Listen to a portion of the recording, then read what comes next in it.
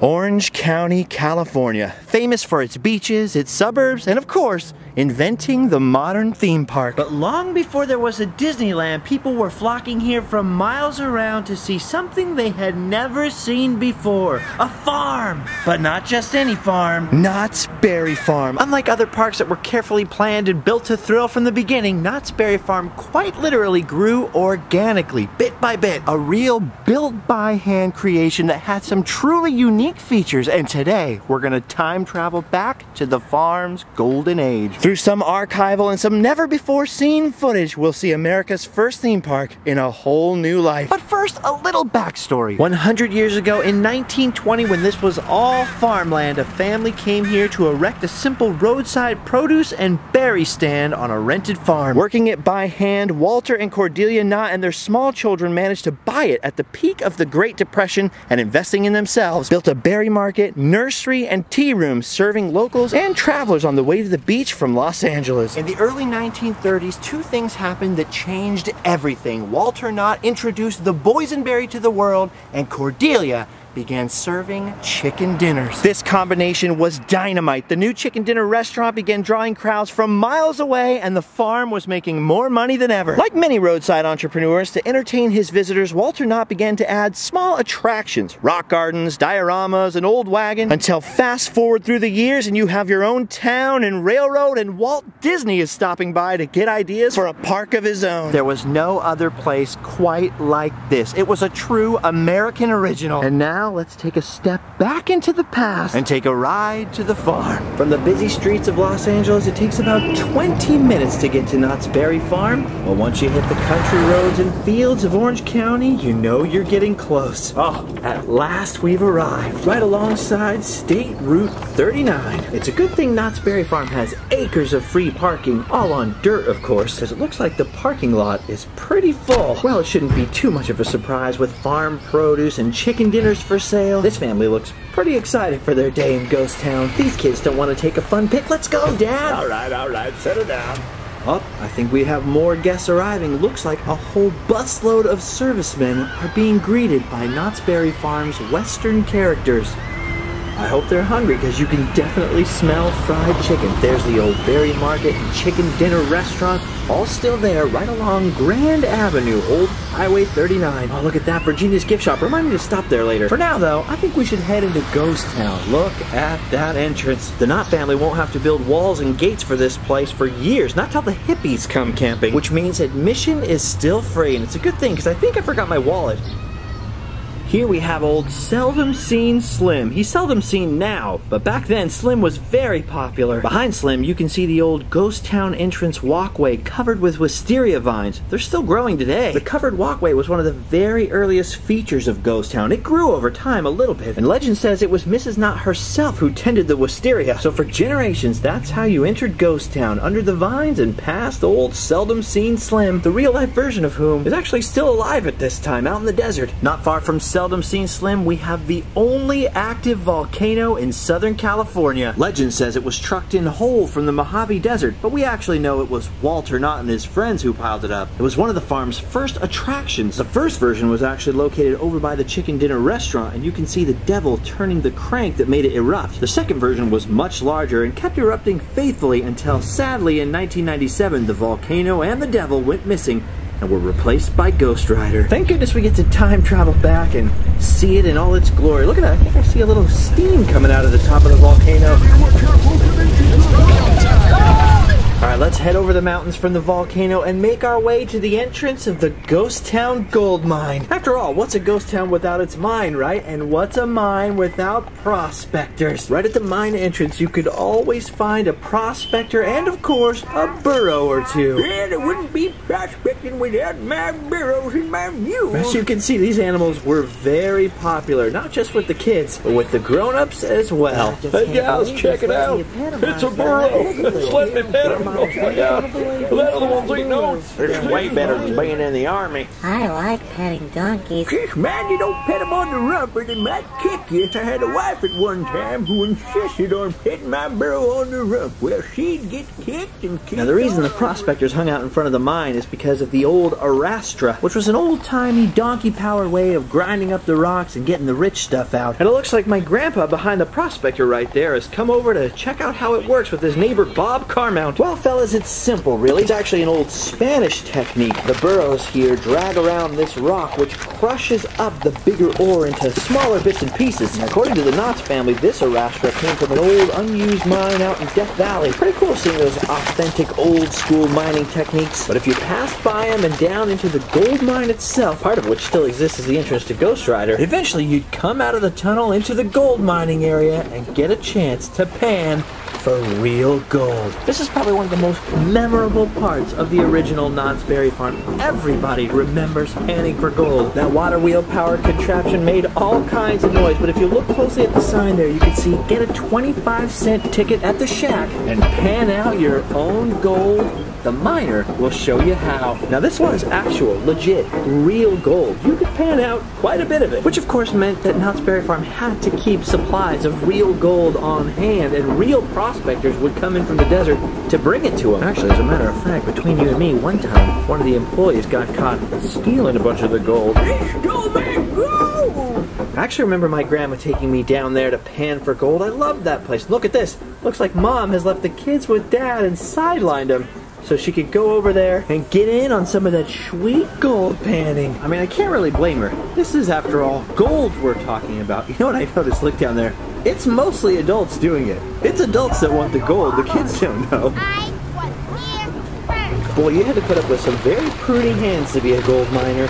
Alright, before we head into Ghost Town, just beyond the gold mine is Mrs. Knott's prized rose garden and the candy parlor. Oh, you can smell the handmade taffy, lollipops, and fudge from here. A lot of kids back then definitely have good memories of that little dog out front. In the future, the candy parlor will become rental lockers, and the Draeger clock out here in the rose garden will move down the street to the Historical Society. Yeah, the Knott family are pretty proud of these roses, and apparently with good reason, because a lot of guests took photos over here and took video footage. It was just a great place to enjoy some homemade candy and just stop and smell the roses, I guess. But long before there were any roses back here, old Walter Knott, who you can see right there having a little conversation, had built himself his very own old western ghost town. Oh, look at it. Look at Main Street in Ghost Town. Many of the building materials and most of the lumber were salvaged from old historic, actual, authentic Old West buildings. The first and best of which was the old Gold Trails Hotel. It was constructed using pieces of a dilapidated old hotel from Jerome Junction, Arizona, and it was home to the first real attraction Walter Knott built here, the legendary Covered Wagon Show. His own grandmother had come to the West via covered wagon in the year 1868, which is why that year is on the building. The 3-minute show inside featured a painted cyclorama backdrop with small carved figures and horses in a covered wagon. It gave you a little backstory and gave you a sense of what it was like for those early pioneers. Sadly, the Covered Wagon Show would be replaced by a gift shop, but the Gold Trails Hotel, while heavily rebuilt, is still there. Hey, wait a minute, I recognize these two guys. Not the ones that just sat down, the ones that were already sitting. It's Handsome Brady and Whiskey Jim, as he was known back then. In later years, sometimes he'd be known as Whiskey Bill, probably because that's what it says on the sign behind his head. Wait a minute. Hey, there's my great-grandma. Apparently she was very good friends with Whiskey Jim. I mean, Whiskey Bill. Maybe his name is Jim Williamson. These guys and many of the other concrete figures like Seldom Seen Slim were created in concrete by Claude Bell, the same guy that built those big dinosaurs out in the desert, the ones from Pee-wee's Big Adventure. And countless generations of people have had their photo with these two, including, like I showed you, my great-grandma and probably some of your great-grandparents and parents and their grandparents. Wait, that's the same thing. The point is that Handsome Brady and Whiskey Bill Jim over here were very popular and still are. As you can see, originally Ghost Town was a pretty colorful place, and you can see Walter Knott right there as he leads a group of people, including Andy Anderson, who carved Sad-Eyed Joe, into Ghost Town's main street to show off what was a very do-it-yourself kind of place. Here, Walter Knott and Company are looking into Hopwing Lee's Laundry, one of the early Pekins, also carved by Andy Anderson. Look at the sign here.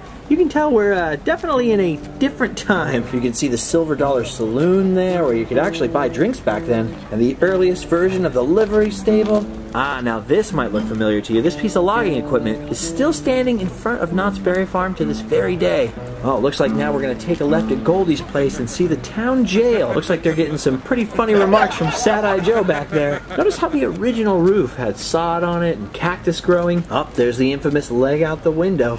You know, Goldie's there was modeled after a real ghost town building in Bodie, California, and was designed to be Ghost Town's cat house, something Mrs. Knott was not particularly enthusiastic about. For a long time, Knott's Berry Farm was so expert at recreating old wagons, they actually shipped their replicas all over the country and even provided some for Hollywood. Ah, the old Silver Dollar Saloon. Might as well stop in and pick up a Boysenberry punch. Someday I'm gonna open up a shooting gallery in here and I'll never have to work again. Wow, it's amazing that Main Street was already here in complete form way back in the 40s. Here on this side of Main Street, we have the old picture gallery where Knott's Berry Farm actually prints their own postcards right here on the farm with your very own face on it. Across the street, you can see the Ghost Town Grill is now serving buffalo steaks. Originally, it was just a facade over there, but now it smells so good. And right next door is the old drugstore, or botica. People love looking at Grandma's old-timey drugs. Speaking of printing things on the farm, here we have Andy Anderson and one of his creations in front of the Ghost Town News office. They actually print their own newspapers right here on site on the farm. And just like this gentleman, you can pick a copy up for just 10 cents. Oh dang, I think I should have charged more. In the future, this will become a bookstore, and way later, a gift shop called Little Spurs. But I like it as a weekly paper, don't you? Many of the buildings in Ghost Town were brought to life via Andy Anderson's colorful characters and other mannequins as well. Known as Pekins, they delighted guests for generations. They just really set Knott's apart, and I don't think it would be too much of an exaggeration to say they were everybody's favorite. By 1949, the Ghost Town had grown so much, Walter thought they should have a place for musical acts to perform, which led to the Covered Wagon Camp. Based on a design by Paul von Kleben, it was a work of art in itself. The wagons were built on frames of old farm and bean wagons, and then the new wood was set ablaze, sandblasted, and aged. By 1952, the Wagon Masters would perform the first of an estimated 9,000 shows here and became the most popular group on the farm. There were dances and campfires, musical acts and church services, and many years later they'd add a Wild West stunt show, a version of which would survive into the next century. Remember, we're talking about years before Disneyland opened. Even to our eyes, this looks massive and gargantuan. But to people who had just wrapped up World War II, the scale of this place was absolutely astounding. It made for one heck of a fun photo opportunity. Not to mention a great place for the kids to run around. Well, at least when there, weren't any shows going on. Imagine being told you were going to perform at somebody's old berry farm and showing up to see this 800-seat covered wagon ringed arena. Not bad, Mr. Knott. Not bad at all. Now speaking of the future, oh, look at that leg kicking. You can see over time they decided that the weathered paint was a lot harder to maintain than just having the buildings look more exposed and weather beaten, similar to Bodie, California and other ghost towns. Over the years the wood would be replaced, but for a long time that was actual recycled wood from historic ghost towns. And strange but true, it made Knott's smell old. Oh, Ghost Town had a great smell. Looks like some folks have discovered Old Betsy, brought here in 1941 from the California desert near Trona. Once upon a time, this little engine hauled borax around the desert from pretty close to Death Valley so it could be shipped down to Los Angeles and eventually all over the country.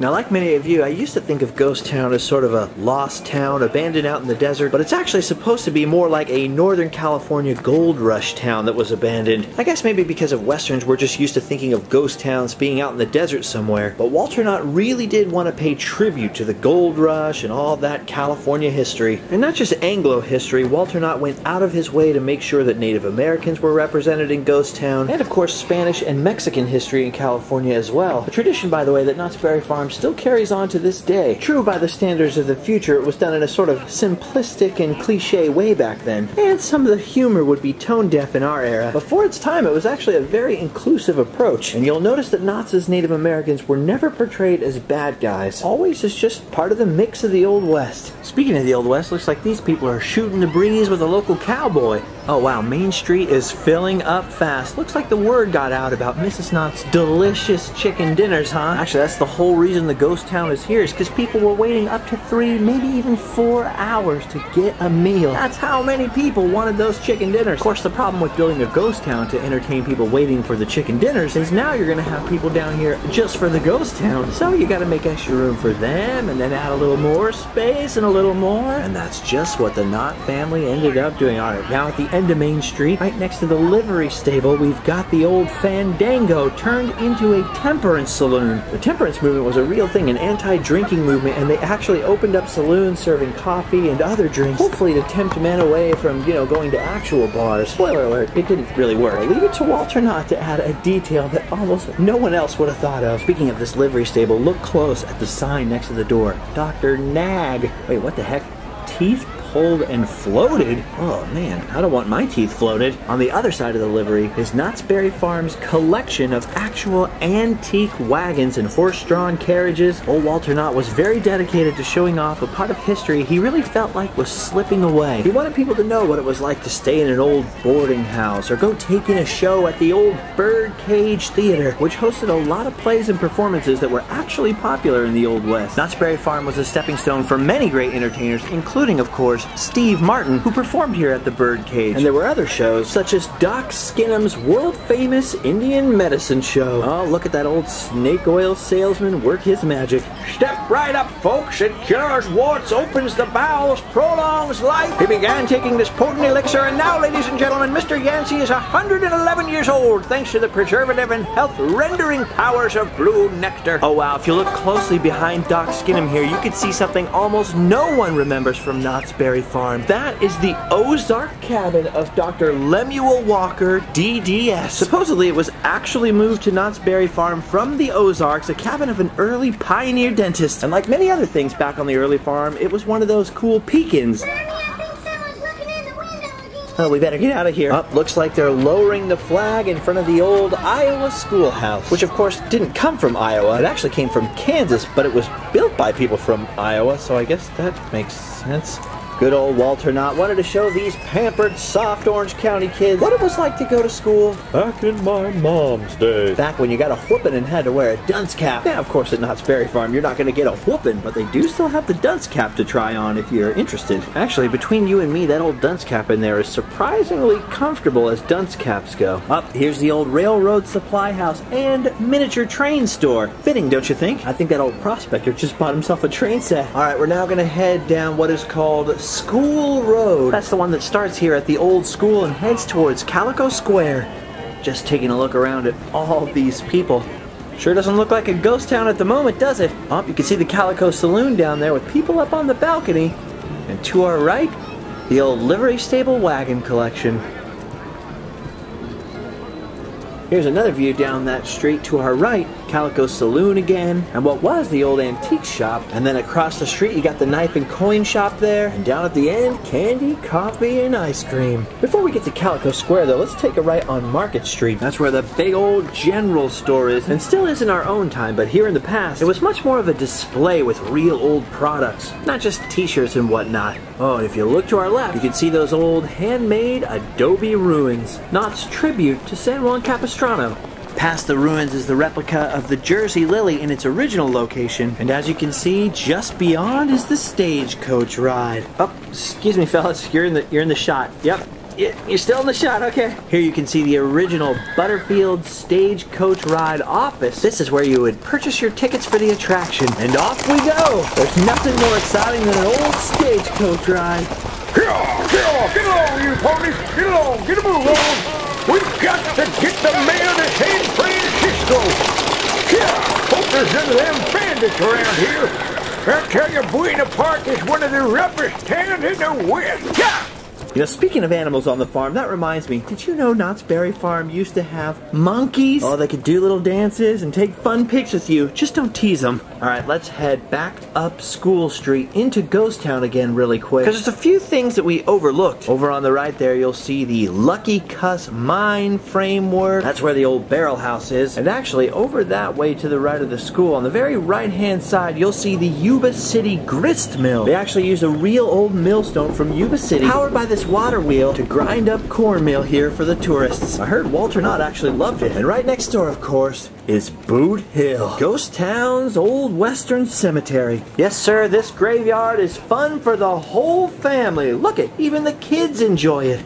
Here's the grave of old Clubfoot George, hung by mistake. Well, he'll never be lonely. He's got a lot of visitors. Here's Baby Coggins. Since I am so quickly done for, I wonder what I was begun for. Bleary Evans, saloon keeper. His sorrowful widow dedicates this monument and continues business at Old Stand. Most of these were inspired by actual headboards out in old western cemeteries. You can see here this chief standing at the head of this waterfall. The whole Boot Hill area was pretty amazing, and across the valley, which gives you a beautiful view of what was still Knott's actual Berry Farm back there, we can see on the other mountain range the 3D version of Night Watch. It was based on a famous painting by Charles Knoll, which is actually quite valuable now, but it used to hang at Knott's Berry Farm in a music hall, I think. One thing's for sure, this is not a quiet cemetery, because look at this! It's the Ghost Town and Calico Railroad! Yes, that's right, the old Iron Horse comes right through Boot Hill Cemetery. The trains came to Ghost Town in 1952 because, let's face it, once you've got your own town and your own stagecoaches, there's no way to go bigger and better than building your own railroad. Of course, I didn't build the trains. For their locomotives and rolling stock, Walter Knott and family traveled to Colorado and purchased them from the Denver and Rio Grande Western Railroad. They actually got the stuff really cheap because not only had diesel come along, but by this time in the 50s, trucks were taking over a lot of shipping, and the railroads were selling off old stuff left and right, just trying to avoid bankruptcy. The big expense was shipping them to Buena Park by truck since they were narrow gauge. But as you can see, the whole crazy venture was worth it to get the Ghost Town and Calico Railroad running. It's not the longest stretch of track in the world, but these trains will run faithfully through Calico Square for decades. And in 2022, they'll have their 70th anniversary on the farm. The first locomotive they purchased was Denver and Rio Grande number 409, built in 1881. The Knotts gave it this fancy new paint job, changed the number to 41, and renamed it Red Cliff. 60 some odd years from when we're seeing it now, it'll be renamed the Walter K, and I'll get to drive it around the farm and film it for the internet. But of course, that's all far, far in the future. Personally, I love the Knotts paint job on 41. According to the Knotts family, the name Red Cliff came from Red Cliff, Colorado, a town they passed through after buying the train. But I think Walter Knott would appreciate it being renamed for him later. Years before there would be a Disneyland, Walt Disney would visit Knott's Berry Farm to check out this train, and it must have struck him that if one Walter could own his own railroad, why not another? Knott's Berry Farm was actually a massive influence on the future Disneyland. Yep, you heard me right. The Walts were friends. Yep. Red Cliff. Sure is one beautiful train, I tell you what. Wait a minute. The Red Cliff? I'm supposed to be on that train. Oh, dadgum, this is like the 14th time I've missed it. Now I'm gonna have to wait for the gold nugget.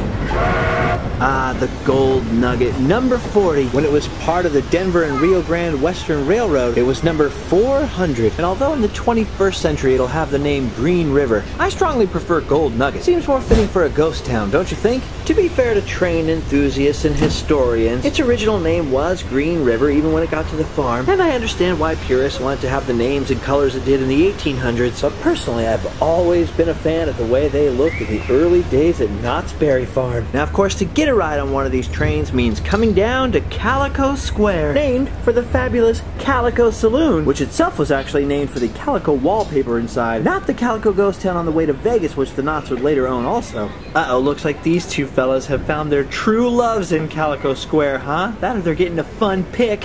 What a fun one! Fun for the fam! Alright, let's go to the old train depot to get some tickets. Ah, can you believe the prices these days? Adults 50 cents, children 25. What is the world coming to? Alright, well, nothing left to do but wait here till everybody else disembarks and then hop on for a ride. Come on, we got a train to catch here. Ah, forget it, the line's just too darn long.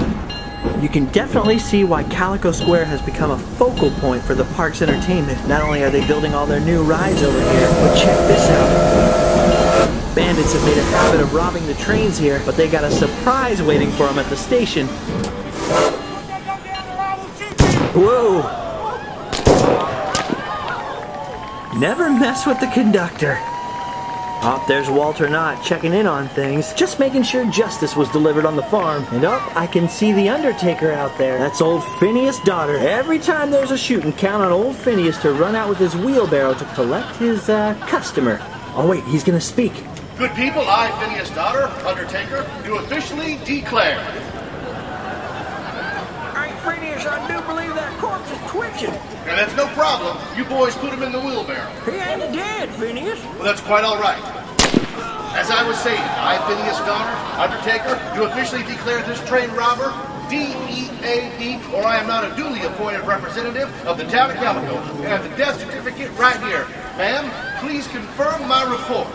Looks like you shot him in the face. No, he always looked like that. Yeah, that's true. Now, if you'll follow me to Boot Hill, we'll inter this rascal at the ground. Follow Phineas, everyone. Time for a funeral. All right, there he goes, pushing his wheelbarrow with its quarry off to Boot Hill Cemetery. The Undertaker show was definitely a staple at Knott's Berry Farm. Oh wow, back there behind the Undertaker and his product, you can see the entrance to the Haunted Shack, the home of Slanty Sam and his wife Shaky Sadie. Legend says the Knotts brought this from Esmeralda County, Nevada, and it was definitely otherworldly. Yep, here water flows uphill and tennis balls roll up inclines. You won't believe it, but you'll see it. The Haunted Shack was a big-time ghost town favorite. It wouldn't survive into the next century, but there is one at Calico Ghost Town out in the desert, and of course you could always visit Confusion Hill. All those old gravity houses were pretty much the same. Alright, now if we look to our right, past the Haunted Shack, there's another long-forgotten Knott's Berry Farm attraction, the Burro Rides. Oh, that's right, you could come to Knott's Berry Farm and ride an authentic, actual, real-life, living burro. I like petting donkeys.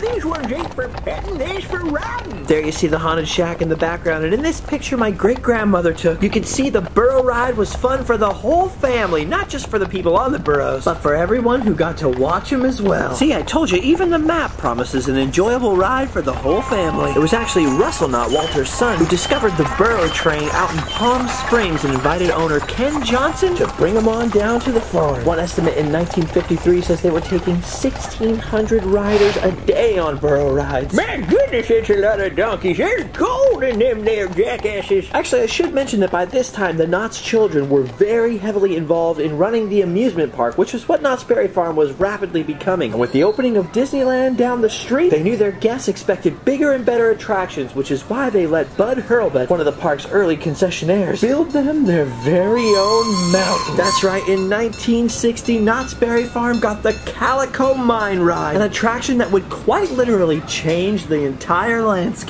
And not just at Knott's. Behind that miner shack where people purchased their tickets for the ride, the actual queue, the line for the ride itself, is hidden behind that rock work. This Bud Hurlbut concept for a hidden queue would completely transform the way Disneyland thought about their lines. According to Bud Hurlbut, Walt Disney used some very colorful language when he found out about the hidden line. Must have been pretty impressed. Oh, just like these ladies over here. Hello, rock climbing ladies. See, you can't see the line. These people are in for a shock when they round that corner. Once again, the Calico Mine Ride was named for Calico Square, which was named after the Calico Saloon, which was named for its Calico wallpaper. By this point, Walter Knott did own the town of Calico out in the desert, but the real Calico was a silver mining town, and this Calico mine is a gold mine. As you can see by Grandpa's old footage here, people were blown away by the size of this mountain. They couldn't believe their eyes. Would you look at the size of that thing? But if the scale of the exterior was impressive, it was nothing compared to what was inside.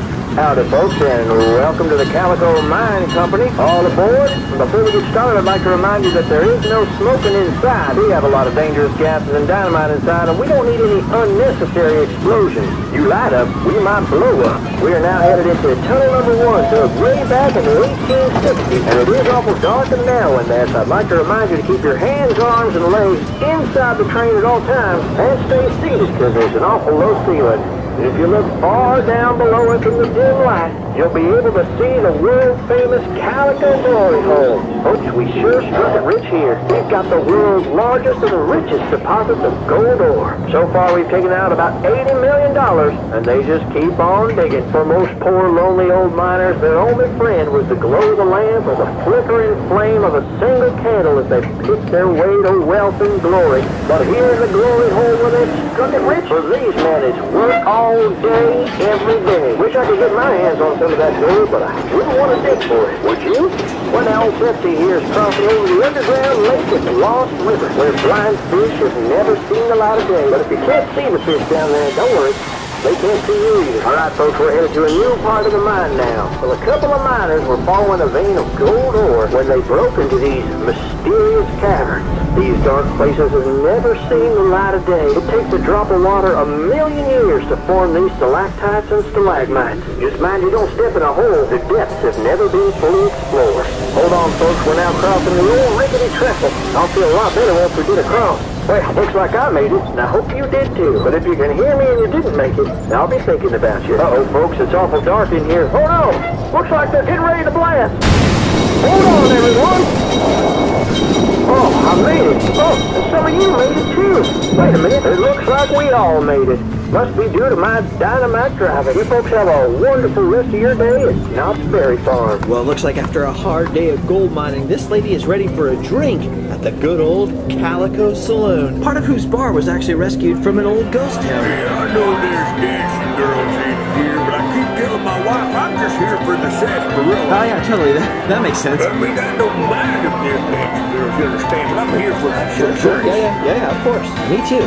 Oh, dang, that was a good sarsaparilla. I really do need to take a minute here and talk a little bit more about Bud Hurlbut. Almost all the early Knott's attractions were run by concessionaires. That means outside people ran all their own individual attractions and then paid Knott's a little bit in rent. Bud started out as a simple concessionaire like that, but of course later built the massive Calico Mine ride. And once that proved to be a huge success, he sealed Knott's Berry Farm's transformation into an amusement park by building the Timber Mountain Log Ride. Built with a 42-foot drop, the log ride was a total showstopper and a total game changer. There was nothing else like it for miles and miles, and it really was one of a kind. I mean, there were other flume rides around, but nothing quite like the Timber Mountain Log Ride. It was dedicated by Walter Knott in a massive ceremony featuring none other than family friend John Wayne as a special guest. And to the delight of the massive crowd, John Wayne and his son Ethan took the first ceremonial ride through the mountain.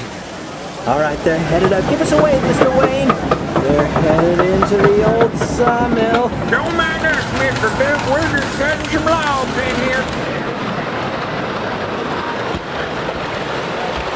Oh yeah, there's nothing like a flume ride in the morning, huh guys? Nothing better than riding on a log. Alright, they're headed inside now. Good son, Ned, we got tourists in here. We got a load of lumber to take. You keep quiet. You said that's Mr. Wayne down there. He's Batman. Alright, they've hit the spooky forest scenes. It's almost time. And here they come. Here comes John Wayne down the log flume.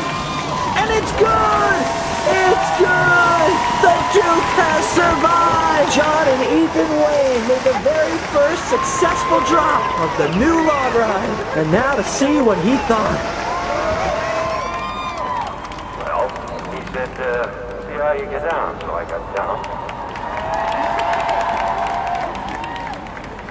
Oh, well, all right. A man of few words, but powerful ones. Mr. Wayne has to head off to fight crime, but don't think for a second that Mr. Knott isn't going to take a turn with his new ride. Looks like they've packed a couple of kids in the log. Sorry, Mr. K, wouldn't want you to lose your trademark hat.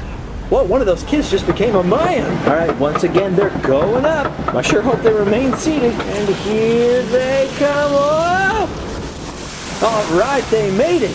Wait, how come that kid gets to stand up? Guess it pays to know the boss. Yes, sir, the log ride was and is quite a thrill, and it definitely set the course for Knott's Berry Farm becoming a big-time amusement park focused on thrill attractions. But you know, there's other parts of the farm we've been ignoring. Early on, Walter Knott purchased some land to the north of his original farm, where there had been a big pit and a trash dump. In classic Knott family fashion, they dug out the pit to make a beautiful lake and piled up the trash to help build an island. After planting some trees around the banks, they decided the next step was to plant a little chapel as well. See, the Knott's family were church-going folks. Matter of fact, Walter Knott's father, Elgin, had been a minister. So why drive all the way down to church when you could just have one right next to your new lake? It was staffed out front by someone to deliver the good news, as Walter would have put it. It was created out of adobe bricks made on the farm, but just like the Gold Trails Hotel, there was a show inside. Paul von Kleben painted the Transfiguration, an amazing painting of Jesus that at the right moment under blacklight would open his eyes. Many people like the Knotts found it to be beautiful. Many others were terrified. They even had little souvenir pamphlets with a version of the show printed inside and a glow-in-the-dark Jesus who would open open his eyes and stare at you when you turned out the lights. As if one church wasn't enough, and I don't think one of anything was ever good enough for Walter Knott. When the trees grew up, they got another one. The Church of the Reflections. It was an actual historic church hauled in from Downey, California, and home to many services and weddings on the farm. Oh, and remember that island in the center of the lake? Once the trees grew in and made it such a beautiful setting, new concessionaire Frank Day and his Native American wife Ethel decided it was the perfect place for an Indian village. In 1955, they put up a small Hogan-shaped gift shop on the island, selling Native American crafts and jewelry and dolls. They added a couple of teepees for flair, and the lake got brand new wood carvings of Native American canoes. There's just something so charming about those old wood-carved figures. Knott's was really a place where you just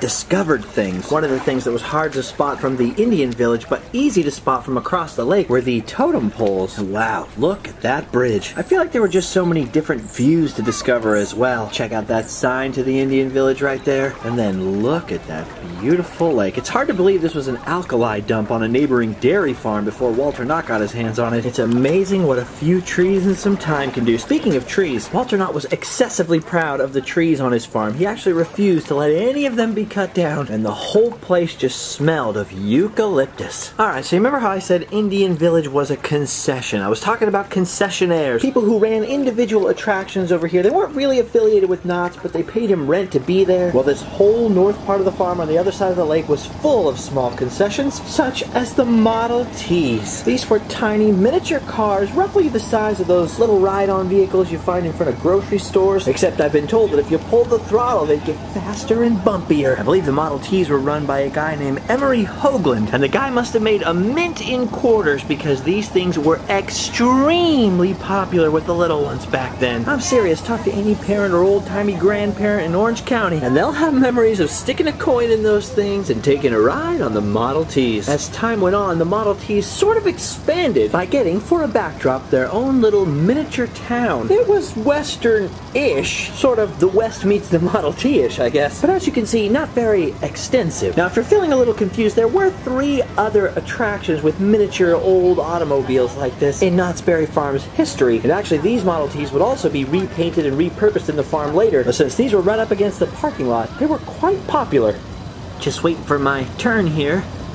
Oh, geez Louise, kiddo, how long can you ride on these things? Oh, he's speeding up. Now there's a wild ride for you. Oh, looks like they finally arrived at their destination and they're ready to hit the miniature town. Wow, check out the clothes back then, huh? That little girl's wearing a bonnet. And I'm pretty sure it was a law that every little boy, and plenty of the little girls too, had to have a cowboy hat back then. Wait a minute, she's trying to break into the theater. Hey, stay out of there. You have to buy a ticket first. To give you a little more sense of scale, check out the same area in the 70s. Apparently these Model Ts made plenty of money because the town kept growing. Look at that back there, they got a newspaper, and what are you doing down there, ma'am? She was trying to break into the apothecary. You need a prescription for those, miss. Once again, these weren't built or owned or operated by the Knotts themselves. These were a little concession. Just a few steps away, right up against the old parking lot, was another little concession, the old flamingo pond. 'Cause nothing says the old West like a flamingo. Today, that flamingo pond would be just a few feet away from the big loop of Montezuma's Revenge. And as you can see, nothing but parking lot out there. No Camp Snoopy yet. Nope, the big attraction on this side of Knott's was Old MacDonald's farm. Behind the big red barn, there were all kinds of animals you could pet. And if you were brave enough, you could take a sunset ride on the mule go-round. Oh, it's a living. Well, now seems as good a time as any to mention that Knott's used to have repurposed San Francisco cable cars on the farm, running alongside the parking lots, and even as far back as Old MacDonald's farm itself. Strange for a ghost town, but as long as it was fun and historical, the more attractions, the better. Some of the cable cars were later sent to museums and other cities for use again, but back in Walter Knott's time, it was all aboard for the seal pool. Yes, sir, Old MacDonald's farm was a popular cable car stop, but outside the farm is the greatest attraction of all, the Knott's Berry Farm seal pool. This is one of the most popular attractions in the whole place. I'm not even kidding, it was always bustling with activity. People couldn't wait to see the seals. Of course, the seals were actually sea lions, but we'll let the marine biologists worry about that. Here you see the stand where you could purchase chunks of fish to chuck at the seals, and people would spend hours over here just feeding them, throwing fish after fish, getting their hands all smelly, and frustrating biologists and nitpickers everywhere by calling sea lions seals for the rest of their lives. Aw, look at this little fella right here.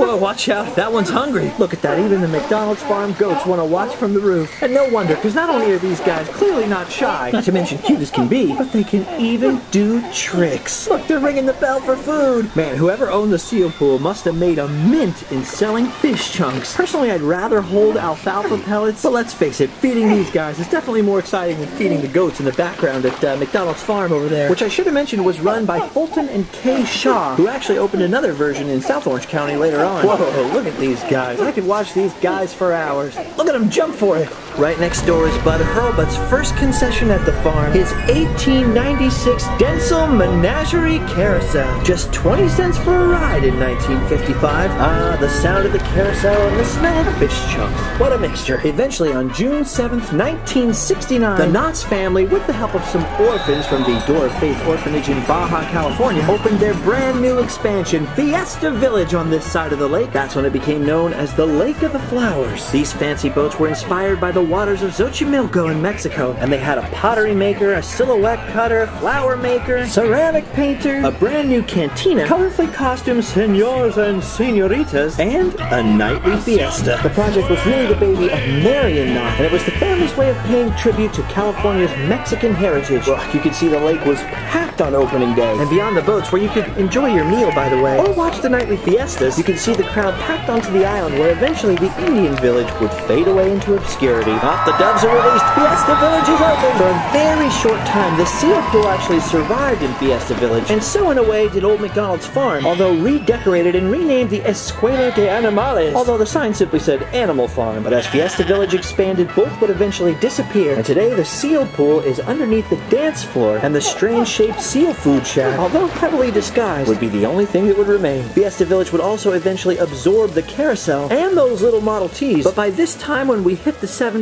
Knott's had been fenced for a while, admission was no longer free, and it was definitely much more amusement park than Berry Farm. Now, we've seen a lot of Knott's Berry Farm, but there was no way to see it all. Along with everything else we've already seen, there were countless other ghost town buildings like the blacksmith and the barber, the gun shop and the coin shop, the post office, and well, you get the idea. There were also tons of outside entertainers coming through, and multiple stores operated on the farm as well, including Mott's Miniatures, glass blowers, the rug and wool shop, the sock maker, candle maker, dressmaker, woodcraft shop, print shop, portrait studio.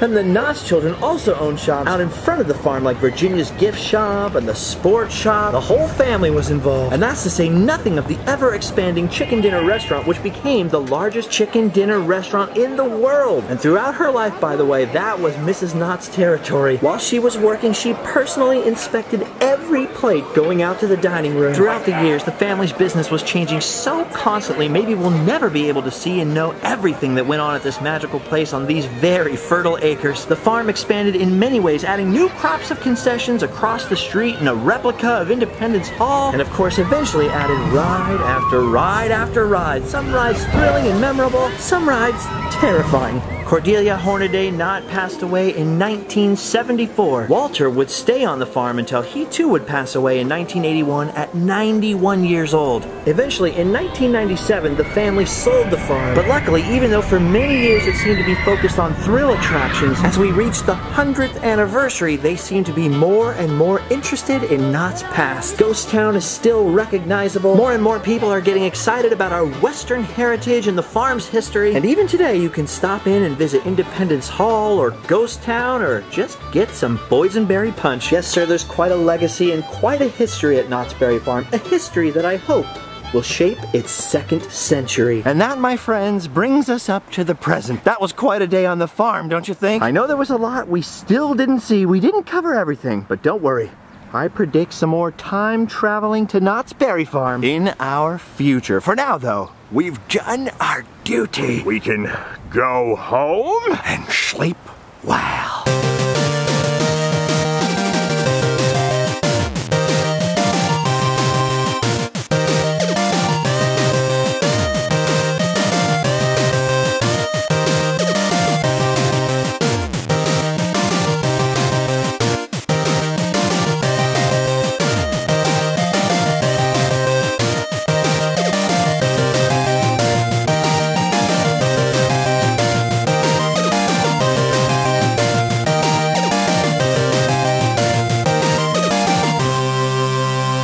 I hope you enjoyed that little documentary, everyone. I love time traveling with you all. This is Knott's 100th anniversary of the settlement of the farm. And when it reopens, it's gonna be quite a celebration. Until then, though, make sure to check out all the links down in the description. A lot of help and a lot of work went into this video. And if you're bored, remember we have over 1,000 episodes on this channel for you to enjoy, and many more are on the way. So make sure you're subscribed and have the notification thingy and you know what to do. Check out the social media and the sick merch links. And now I gotta get out of here. My time is up. For a berry farm, there sure are a lot of peanuts here. Happy as a hog Are in a you willow. making a dress? No, I'm making lace.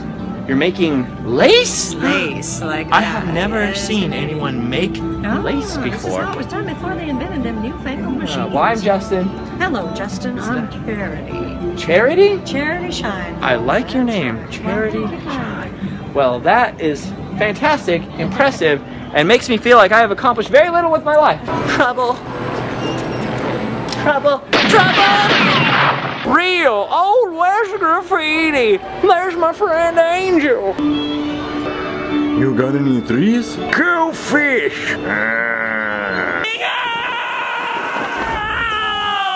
Your hat! Water! Water! There ain't no more water around here, son. I'm so thirsty. High noon. Water. That's not water. Water. Oh no, water. Where? Can I get a drink? What's this? A saloon? Out of my way, lady. I need water. Water. Water. Wait, this ain't water.